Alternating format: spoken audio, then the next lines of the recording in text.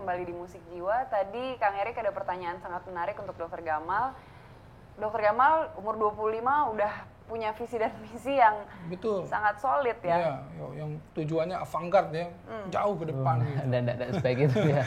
Jadi punya banyak kesalahan dan aib juga yang tidak diketahui mungkin. Tapi apa yang melatar belakangi? Apakah memang ada sosok siapa, misalnya keluarga, ayah atau misalnya ibu atau siapa yang ingin yang mempengaruhi untuk mensupport ini semua, memberikan ide atau dosen atau misalnya ngelihat Einstein atau misalnya ngelihat itu dari lahir udah saya mau jadi dokter. Jalaluddin Rumi, Ibnu Sina atau siapa yang ininya yang tiba-tiba jadi begini gitu. Yang jelas keinginannya. Banyak faktor ya kalau dicoba lebih melihat lebih dalam lagi.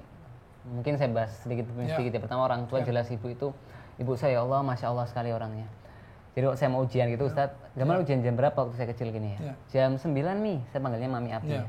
Jadi integrasi modern dan spiritualitas. Mami Abi ya. Jam 9 Mi, apa yang dijawab katakan ibu saya? Waktu kau ujian, Mami di atas sajadah. Jadi itu memberikan kepercayaan diri yang luar biasa ya kepada saya. Dan memang ibu saya itu sering menasihatkan untuk bagaimana kita mencelupkan diri itu kepada Islam ya. Jadi semua itu harus dilakukan seislami mungkin. Sederhana mungkin nasihat-nasihat yang saya dapatkan, contohnya ya, berapa banyak diantara kita ini mengejar sesuatu yang disesali para penghuni kubur. Jadi di dunia ini kita kejar. Iya, kejar nanti di akhirat kita sesali.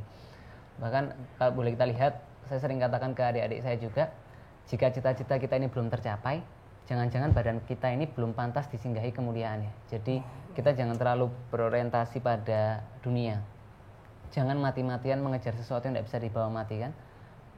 Buat apa dipuja-puja di dunia tapi direbus di akhirat. Nah, jadi kalau misalnya kita mengorientasikan segala sesuatunya itu pada akhirat, untuk spiritualitas itu akan memudahkan kita ya dalam proses aktivitas kehidupan kita.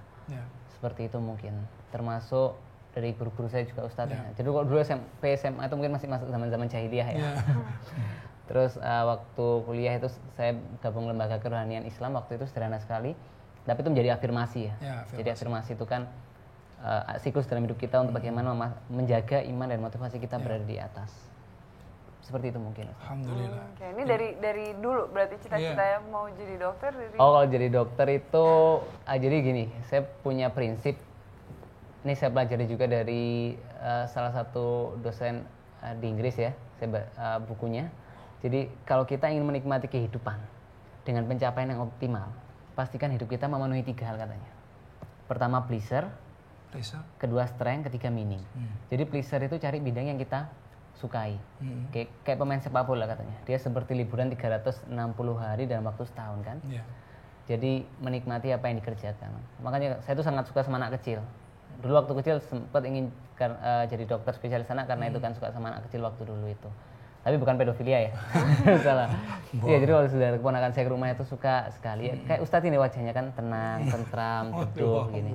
Jadi itu menikmati. Terus yang kedua itu strength. Kalau kita coba sesuatu gagal, apa yang bisa kita lakukan? Kan coba lagi. Gagal coba lagi. Tapi menurut buku itu salah.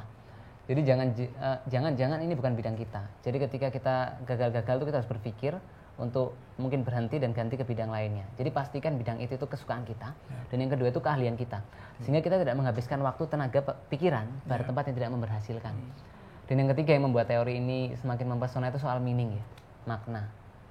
Jadi makna itu untuk bagaimana kita berpikir aktivitas kita itu selain kita sukai, itu keahlian itu juga memberikan kebaikan dunia dan akhirat ya. Jadi kesimpulannya itu ketika kesukaan kita bertemu dengan ketangguhan kita, lalu kita bungkus dengan ketulusan, maka lihatlah bagaimana Allah membesarkan kita. Dengan dasar itu saya merasa suka ke kedokteran ya, suka jadi dokter, terus suka dan itu merasa keahlian saya juga dan mungkin saya yakin bagi kehidupan saya bisa memberikan makna lebih. Insya Allah. Ini saya sedikit tarik bukan kesimpulan, tarik apa yang digaris bawahi, apa yang disebutkan bahwa tadi saya betul-betul tersentuh dengan ketika ibu tadi mami bicara bahwa kapan kamu mau ujian jam 9 mami akan ada di atas sejadah. Ini juga mungkin pemirsa yang sedang melihat ini ya, ini bisa kita contoh tentu karena betul-betul membuat si anak menjadi percaya diri ya, dan lagi connectivity-nya kepada Allah langsung. Dan saya lihat Kenapa begini dari kecil, insya Allah itu tujuan itu sudah ditanamkan bahwa tujuan akhirat. Gitu. Dan inilah yang membuat bagaimana 24 jam yang Dokter Gamal punya itu ditransformasi menjadi nilai ibadah, menjadi nilai manfaat semuanya. Dan dokter itu 24 jam insya Allah dalam kondisi siap untuk menjadi manfaat. Nah kita sebetulnya tidak perlu jadi dokter atau mau jadi dokter atau jadi apapun. Sebetulnya kita bisa 24 jam ini menjadi manfaat. Dan insya Allah akan menjadi manfaat kalau seandainya kita sandarkan kepada tujuan akhirat. Gitu. Kita ingatlah surah Al-Insyiqaq ya. Ya hal insan wa innaka kadihun ila rabbika kadhan famulaqih. Di mana Allah menyatakan bahwa seluruh manusia bekerja keras di dunia ini. Manusia semua bekerja keras. Mereka itu bekerja keras nanti akan bertemu dengan Tuhan dan mereka akan bertemu dengan Tuhannya. Karena kita itu yang pasti dari dalam hidup kita ini kita akan mati dan kita akan bertemu dengan Tuhan, dengan Allah yang menciptakan. Tetapi apakah kembali kepada Allah dalam ridhonya atau di dalam murkanya? Nah ini dengan tujuan akhirat tersebut, insya Allah apa yang dilakukan jadinya penuh dengan nilai inovasi dan manfaat, menebar manfaat dan lain-lain. Subhanallah. Ini role model yang saya pikir alhamdulillah harus terus ditingkatkan, harus terus ini kan ya. Tapi saya penasaran nih, kalau menurut Dokter Gamal sebagai dokter melihat masyarakat, apa sih sebenarnya obat dari kesakitan mereka nih? Obat dari kesakitan. Kalau sakit itu kan sudah pasti ya, sebuah proses kehidupan yang bakal kita lalui kan. Siapapun kita pasti merasakan itu. Mungkin kalau yang dulu Ustadz saya ajarkan tuh ya syukur sama sabar ya. Jadi hidup ini kan cuma diputar-putar dua itu aja kan. Waktu dapat karunia anugerah bersyukur, waktu dapat musibah sabar, jalani terus dua itu. Dan kalau kita mendapat nikmat itu sebenarnya kita mendapatkan 3 hal menurut saya. Jadi pertama mendapatkan nikmat itu sendiri, kedua pahala dari nikmat itu jika kita bersyukur ya. Ketiga itu ditambah nikmat lagi karena kita telah bersyukur atas nikmat yang pertama. Jadi syukur itu kan akan menjadi pusaran yang menarik kebaikan-kebaikan dan karunia itu datang kepada kita. Jadi dan sabar itu juga penting kan. Banyak masalah dalam hidup ini itu tidak bisa diselesaikan dengan kecerdasan, tapi dia bisa diselesaikan dengan kesabaran. Seperti itu. Jadi perbincangan kita semakin menarik, tapi kita harus rehat dulu sejenak ya. Nanti habis ini kita lanjutkan kembali. Pemirsa jangan kemana-mana, tetap di Musik Jiwa.